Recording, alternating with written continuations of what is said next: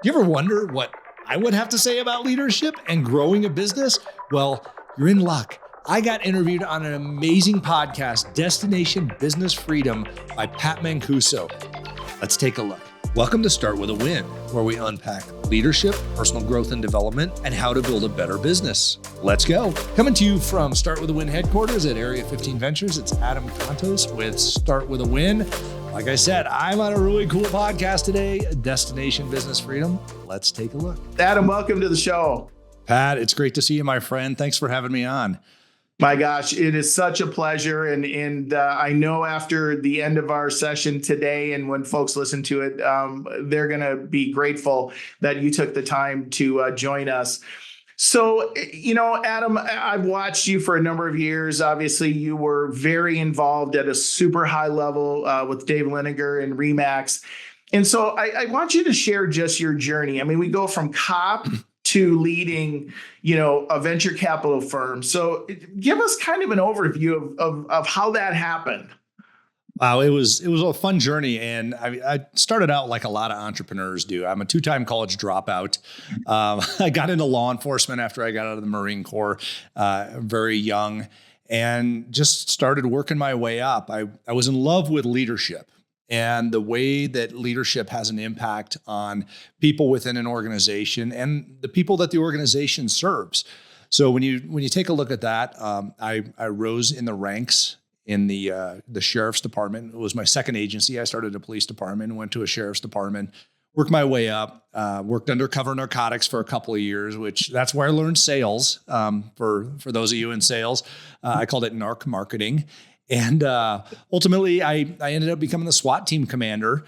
While I was doing that, I was bit by the entrepreneurial bug. Mm-hmm. I started a online business in the late 90s selling police and government supplies.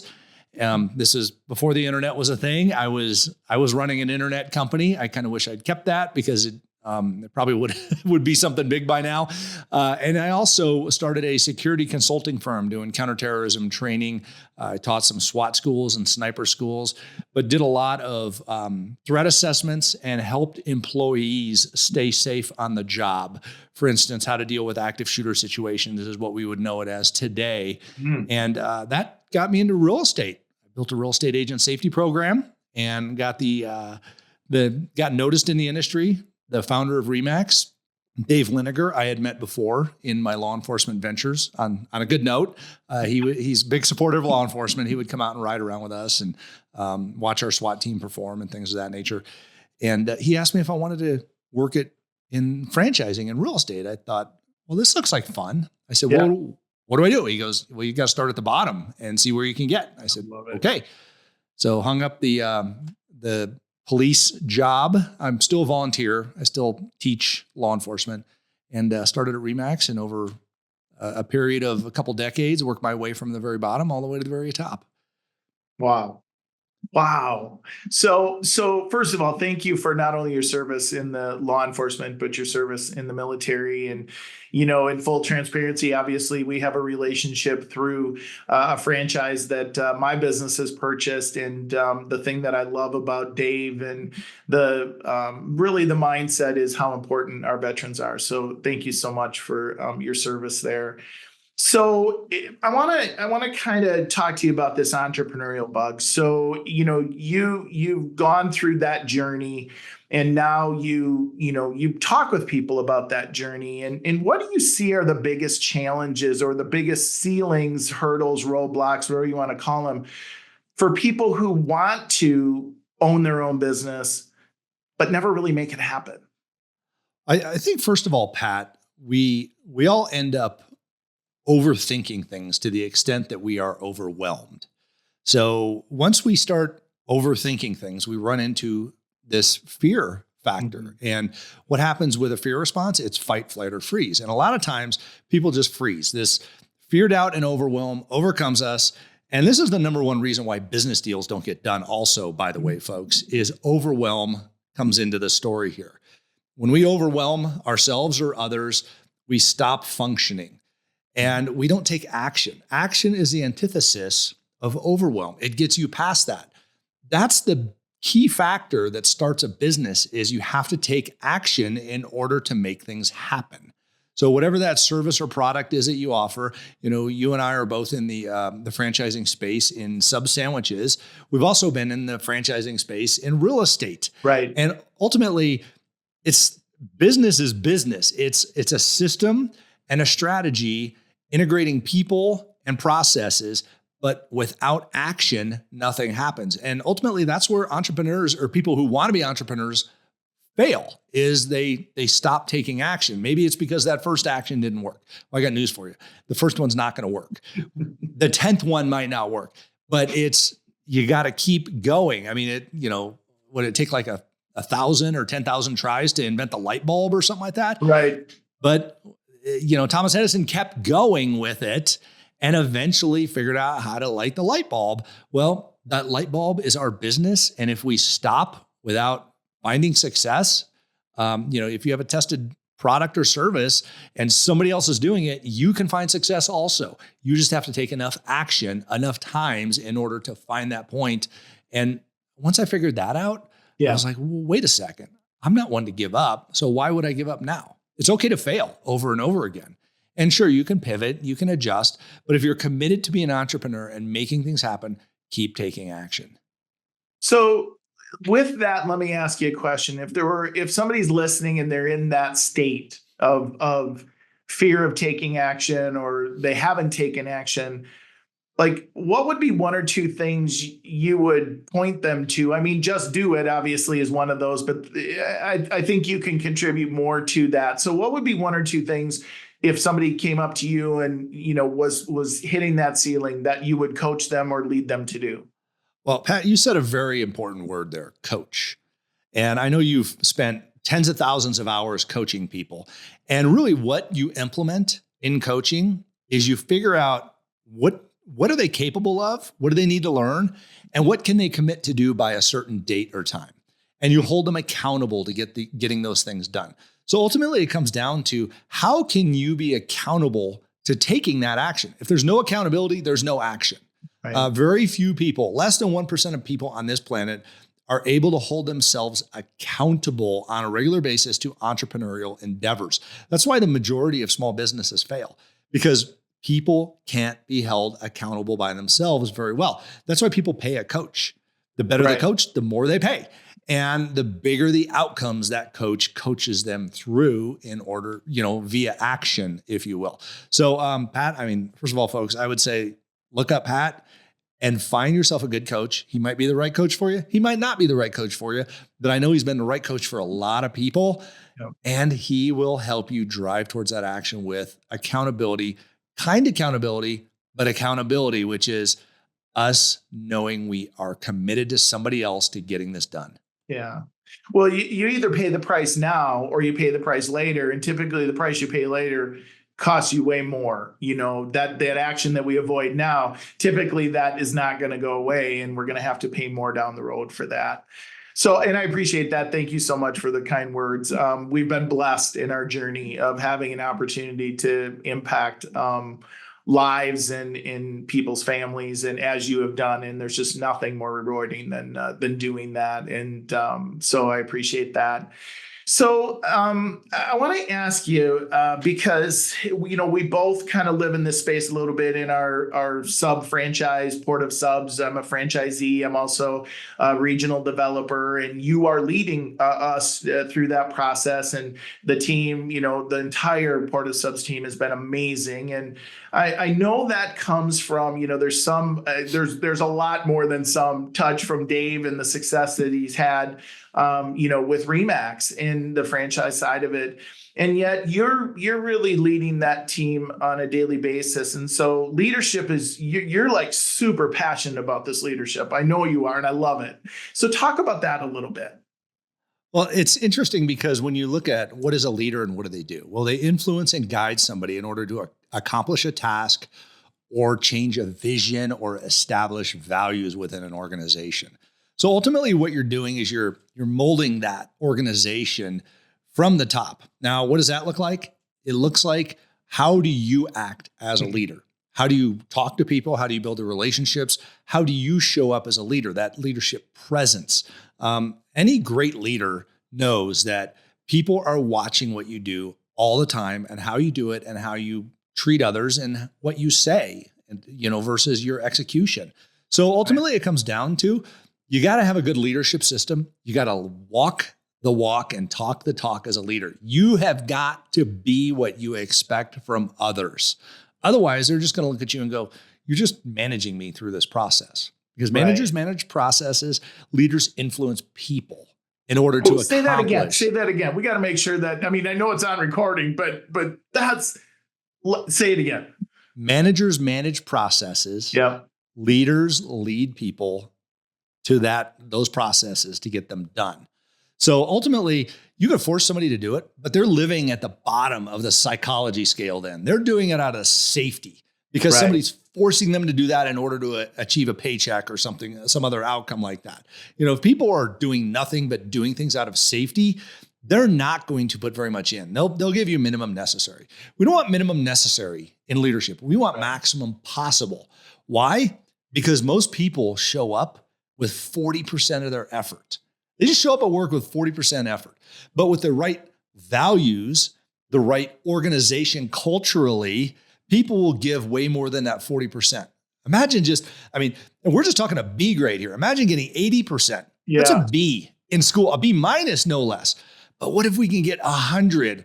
Or maybe we can push them beyond what they thought they could do and get 110 or 130% because they are so engaged and so inspired by the leadership in that organization that they are willing to, stretch it out a little bit, feel a little pain, get out of their comfort zone, as you would say. That's where the magic happens of great leadership is that inspirational part. And it translates to the customer. Customer experience goes through the roof. Employee experience goes through the roof. Employees grow in an organization. They don't leave. They stay because they're continuing to find more themselves and they grow in that process. Right. Makes perfect sense. So let me ask you this question. So you obviously had the relationship with Dave through Remax, and then Dave goes out and he decides he's going to get into the QSR space, right? Yes. And, my son, I think this, is a sous chef, went to culinary school, and, I hear the battle scars. And so when I decided we were going to do the Porta Subs, he's like, Dad, you do understand the restaurant space through living through me for 9 years. And I go, yes.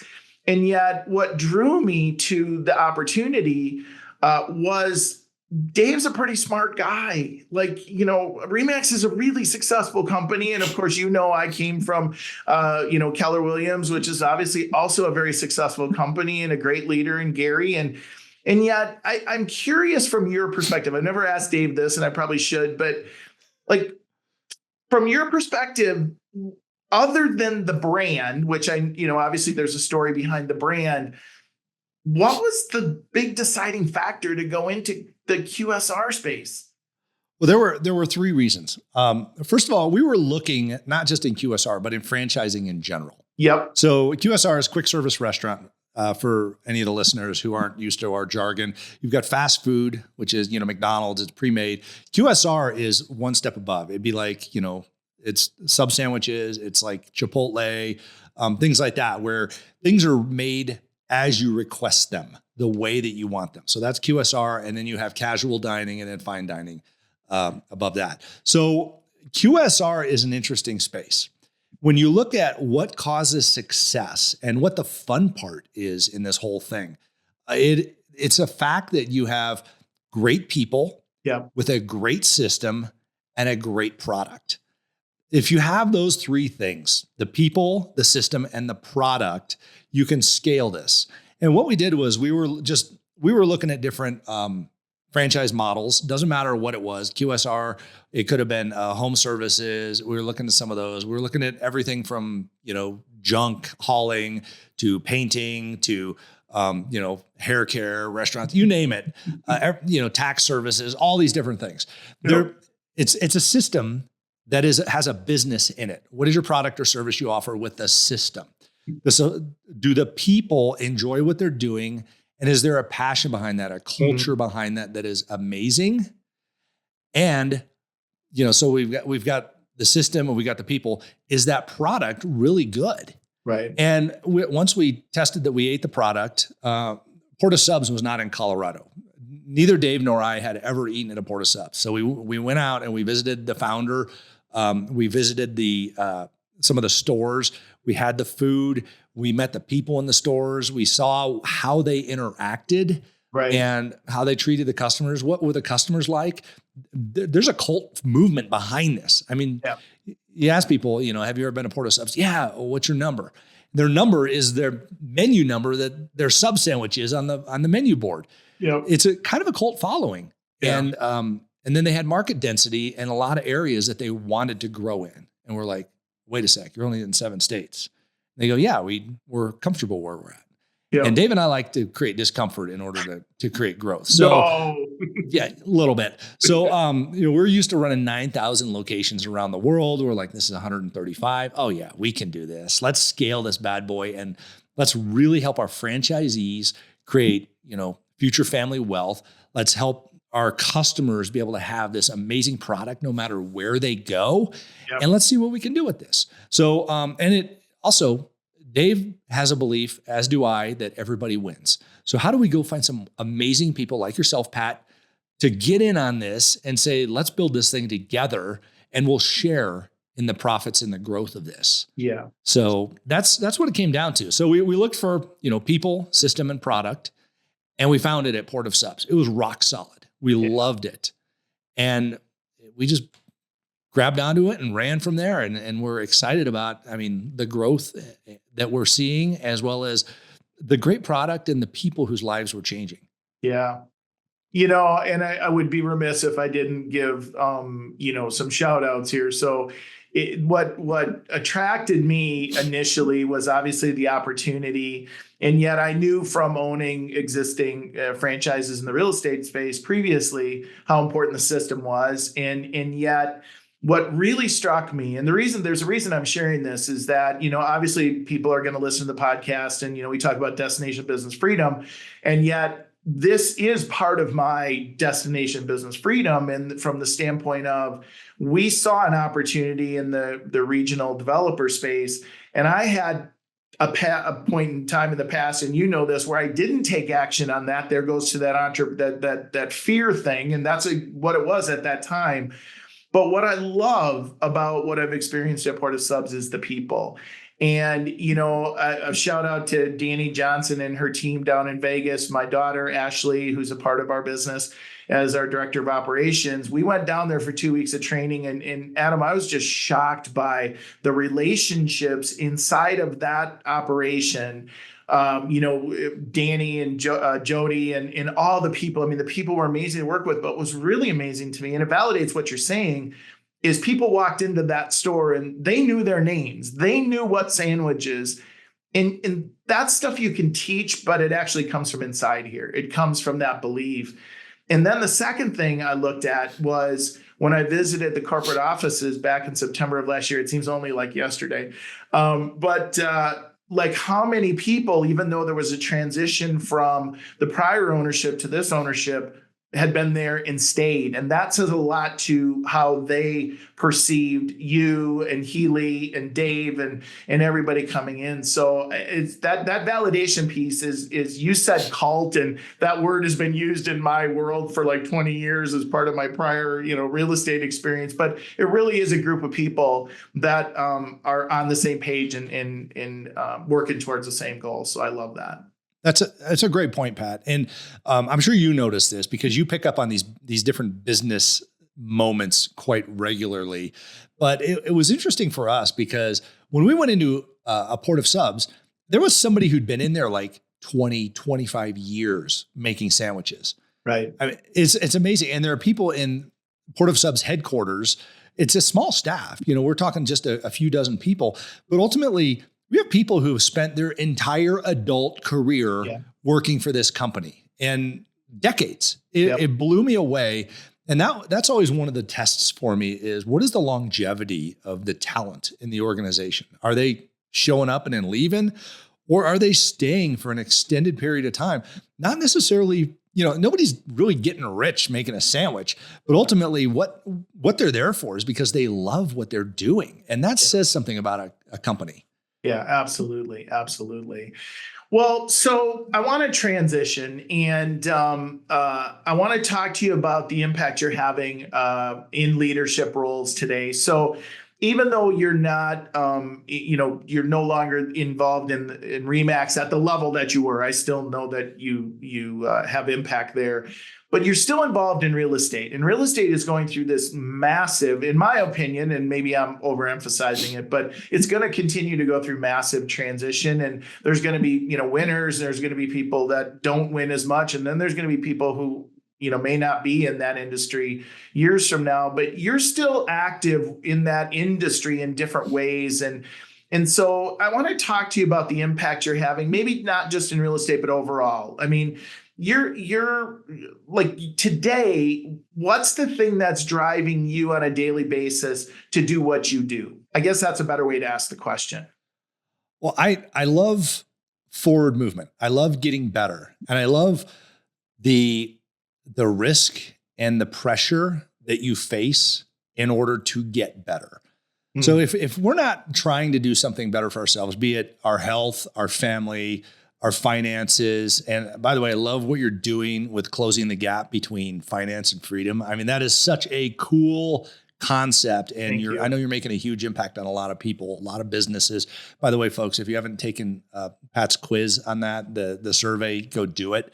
But ultimately, it comes down to how do we find those gaps in our life in order to grow ourselves and help others grow?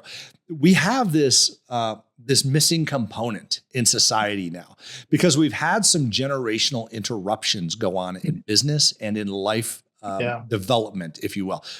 A great example of one is COVID. We had, before COVID, we had the great financial issues that we all experienced. If you were in real estate, 2007 to 2010, God love you. It was a rough time. Pat and I can both tell you stories of pulling our hair out over this, the financial downturns. But ultimately, we went through that. Things started coming back around. We hit COVID. Things started coming back around again. There's always these interruptions, these pattern interruptions in growth in business and in leadership. And I love to help people close those gaps. The biggest gap we see is these people hanging on in different business concepts and staying with something and resisting change for good. Mm. Change happens for good in so many different ways. Change also happens for experimentation. Sometimes change happens for bad, but I consider that bad component as trial and error. We're going to fail sometimes in our change in order to find success in our change. So ultimately, it comes down to how do we become better leaders in order to better affect this change and this transformation that happens in our industries. You mentioned the real estate space, Pat. Between NAR, the state boards of realtors, the local boards of realtors, and the MLSs, there's a lot of interesting change going on after these class action lawsuits that have happened in the space that are still going on, by the way. There's still settlements occurring and such. But ultimately, we haven't seen this other component, which is the Department of Justice coming in and making any changes based upon how they want to see the regulatory environment shake out with this. Right. It's going to take some leadership fortitude in order to accept and move forward with a transformation. This is not just an enhancement to the space. This is a transformation in the space. And the only way we're going to do that is because we have good leadership in the space. Yeah. And good leadership is accepting of trial and error. It's accepting of new ideas. It's accepting of breaking down those old concepts like protecting the data so fiercely as a lever against people with the MLSs. And I'm a little bit, passionate. And I'm passionate. Yeah, I'm passionate about this, Pat, because I think that the industry can serve the consumer so much better if we have freedom of data use and we have less control by 525 fiefdoms, these invisible little things that people don't see if you're a consumer, but ultimately brokers, agents, and the consumer and the businesses that are evolving in the industry need to have the freedom to do so and help this business grow. I think the DOJ would be like, wow, this is great.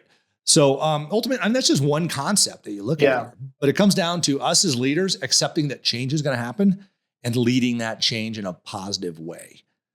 I know you'll remember this, and I'm pretty sure you'll remember this, but when I started in real estate, we still had the MLS books. And it was right at the beginning of computers. And, the company that I started with was a very large independent. And we were one of the first companies in the country to build out our own software to take the MLS and put it on computer. And I'll still never forget, Adam, one of the very highly experienced real estate agents. She was a sweet lady. She fought that getting rid of that MLS book. I think she was the last one that the board allowed to have the book, because she just fought it. And she was so sweet. She was just so sweet. But I see a lot of that in the industry, and a lot of fear. And, obviously I'm not actively selling real estate, but I have a lot of clients in the real estate industry. And you're right. I mean, there's got to be change at the end of the day, it's about the consumer. Right. At the end of the day, it's about the consumer, and it's about meeting their objectives, their goals, no matter what side of the table they're on. So, yeah, I do agree. I think there's a lot to come in that whole conversation. And would you say it's fair that the longer that the longer people fight it, the longer it's going to take to kind of get to the point where we need to get to? Is that a fair statement? Oh, 100%. But you're always going to get people that resist change. I mean, that's human nature. Remember the overwhelm thing? Yeah. Well, so many people are overwhelmed by so much of what's going on.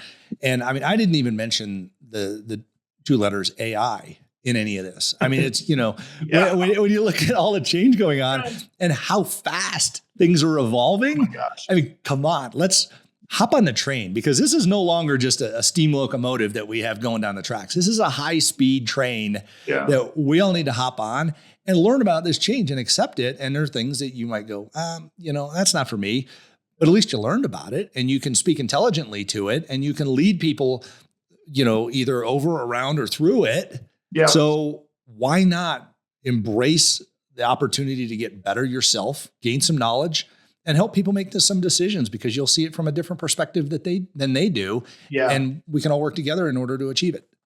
Well, I gained some knowledge the other day that Microsoft is pretty smart. They're buying up closed nuclear power plants because they're going to need the power for AI. I mean, think about that. Like, oh my gosh, that's a whole different level of thinking on AI. But I guess we got to start investing in nuclear power plants is the deal. There you go. So let's go to people you're working with today. And I know you may not be directly working, or you may, I don't know that, but you're doing a podcast. You're super involved in impacting people's lives. So I want to ask you a couple of questions. Sure. One, what's a great book you're reading right now that you'd share with everybody, or one that you've read recently? Well, I always go back and reread The Compound Effect by Darren Hardy. Darren Hardy, yep. I mean, it's not a brand new book, but it's one of the best books as far as business books go. Yeah. I also love, again, not a brand new book, Atomic Habits. Yep. And really, what we all need to do, in my opinion, is realign ourselves with how we stay within the framework and systems that give us achievement. And that's ultimately what those two books are about. How do we psychologically and physically continue to do that, as well as what are the outcomes that are created? And I think The Compound Effect is a great place to start. Yeah. I would continuously point people back to that. It is always, one of the best business books recommended. And Darren did a heck of a job writing it. It is timeless in its concepts. Yeah, absolutely. 2 or 3 of your mentors. Well, of course, I mean, Darren is one of my mentors, Darren Hardy, the guy who wrote it. Yep. I'm part of a mastermind group with Darren and Dave Liniger, who is another one of my mentors. And I look at all of those guys. There's 11 of us in that group. I look at all those guys as key mentors to me. We'll text or email or pick up the phone on a daily basis and bounce different personal ideas, everything from longevity and how to get in better shape to I have this business concept. What do you think? Or I'm seeking funding on something. Do you have anybody to connect me with? Or just, how's your wife doing? How's the family? You been on a fun vacation? So I have a very small circle of people, but I rely on them for a lot of things like that. I love it. What's one thing that people don't know about you that you've never shared before? Wow. I try to be pretty transparent in my world. But at the same time, I talk a lot of leadership. I talk a lot about personal growth and things like that. I've burned out. I've reached burnout a couple of times in my careers, but ultimately I look back at those and I think those were blessings where I was able to learn about myself. I learned how not to be self-abusive, because, a lot of people do get so down in the moment that they just can't find an out. And, whether or not it's drinking or another bad habit or something like that. I've learned a lot during my burnout periods that, they stop happening very much because often. Yeah. Because we all have it. You learn how to cope and how to function. Stress happens. You get into an argument with your loved one, or maybe you get injured and you can't exercise, or maybe you just fall off the bus and start eating all sorts of garbage and horrible things to your body. But ultimately, if you figure out what doesn't work, you can focus on understanding why it doesn't work, and then go after what does work, because you've figured out those levers in your life also. And, I'll be the first one to say I've hit burnout a few times. I've hit rock bottom. I've been broke. I've been sick. I've been hurt. I've been depressed, but ultimately I look at it and I go, I learned how not to be those things also by being those things. Well, and the little personal tidbit is that there's going to be times in your life where either it's going to be self-inflicted, which happens sometimes because you don't have the awareness, or life is just going to happen, or it's going to be a combination of both. And, we're really excited that we just recently signed a book deal with Jack Canfield, and we're co-authoring a book titled Unlocking Success. And the part in the book that I tell my story is to the combining, if you may, the collision would be a better word of, business was going amazing, personal life was going amazing. And then those two things collided. And it really does force you to have an awareness of, I can't let myself get there. I have to make sure that I don't repeat those things. And we're excited about that opportunity, and book should be out probably first quarter of next year. And so it just ties into, I'm glad that you brought that up, because that transparency is really important. People look at successful people and they see all the success, but they don't understand there's a lot of things that happen in that journey, and you learn from it. That's the whole reason why it's called a journey, right? Totally. Well, congratulations on that book deal. I didn't mention it in my book list, but it is one of my favorite books, Jack Canfield's The Success Principles. Yes. Literally, get that book, put it on your nightstand. There's 52 chapters, one chapter for every week. Spend a week reading the chapter and putting that chapter into place. And they don't go out of style. It's that's what's funny about personal success, and you may agree or disagree, but when you go back to the Earl Nightingales and Napoleon Hill and all those folks, all those concepts that they talked about then are still valid today, and people put their little twists on them, but foundationally, they're still valid today. Yeah, you want to hear one of the greatest speaking, this is for all your listeners, one of the greatest speaking voices ever is Earl Nightingale. Go look him up on YouTube or something like that and listen to that man. Yeah. Amazing. Yeah, he was one of my favorites, and then Ziegler was one of my favorites, just because I loved his accent. I love how he talked about his wife, and now I'm dating myself because I found out I'm older than you, and okay, I got that, but no, okay, we'll talk about that later. What's interesting about that though, Pat? You look at these timeless mentors and success scientists, I guess, if you will. Their concepts, they didn't come up with them. These concepts, they're just finding ways to refine them and help re-deliver them to us. They come back from Aristotle, Plato, and Socrates. And it's fascinating to take a look at the history of how success is created. And mankind has not changed that much. Mm-mm. Success is created in a relatively similar way. It's just redefined as the generations change. And these key people have delivered it in a timeless manner. And it's so exciting to hear you say those voices, because those are the things that I go back and listen to in the evenings and read on weekends. So thank you for bringing that up. Yeah, no, I appreciate it. Okay, I'm going to give you the last word. Give us one thought that you would share as we end our conversation. Wow. Well, I would say it's right over my shoulder here. If anybody is watching the video here, it's stay hungry and stay humble. I mean, the reality is I was in a very small mastermind, and one of the key leaders in the tech space, one of the top tech companies in the world, the CEO was standing there. And I asked him, I said, I'm a young CEO. I'm trying to figure out, how do I not screw up this CEO thing? What advice do you have for me? And he said, Adam, I will tell you two things. One, stay hungry. You have to learn something every single day, and you have to return that favor to everybody that you lead and that your organization serves. And stay humble. There is no job that is too small for a key leader to go and do, and nobody that is outside of your realm of help where you can step in and make a difference for those people. So stay hungry and stay humble. I love it. I love it. I love it. If someone wants to reach out to you, get in touch with you, follow you, what would be the best way for them to do that? I simply put my name, adamcontos.com. You can find me at Adam Contos CEO all over the different social media platforms. I have a YouTube channel, Instagram, Facebook, LinkedIn. But if you want to go to my website, adamcontos.com/leadership, you can put your name and your email in there, and I'll keep you up to date on everything I've got going on. I love it. I love it. And of course, we have to share, if you have interest in building generational wealth, www.portasubs.com, because we have amazing opportunities in so many markets across the country, very like prime markets, right? I mean, this is like, I'm thinking maybe I need to go outside of Minnesota and maybe go south so I can do both times of the year.